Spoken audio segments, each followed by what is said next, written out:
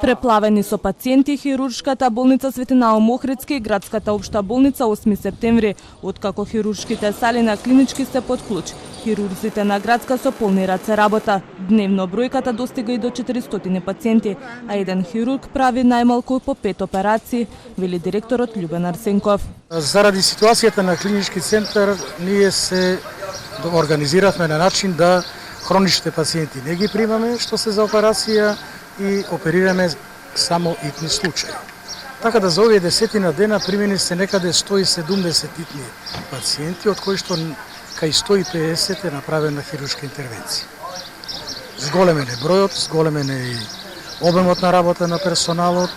Се организираме за сега, за среќа, и се надеваме ќе продолжи натака во иднина, без поголеми реперкусии на третманот. Персоналот одговара на потребите, доаѓаат од дома, повеќе смени работат.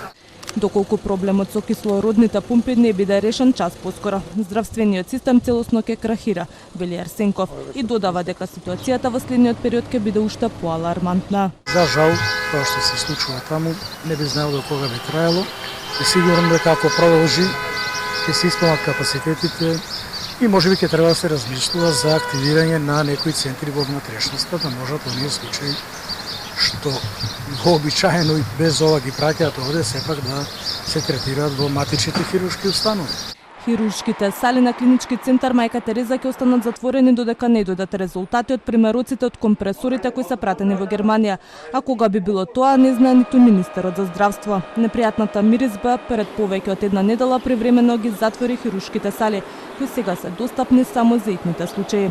Обвинителството отвори предмет за да утврди дали за овој случај има кривично дело.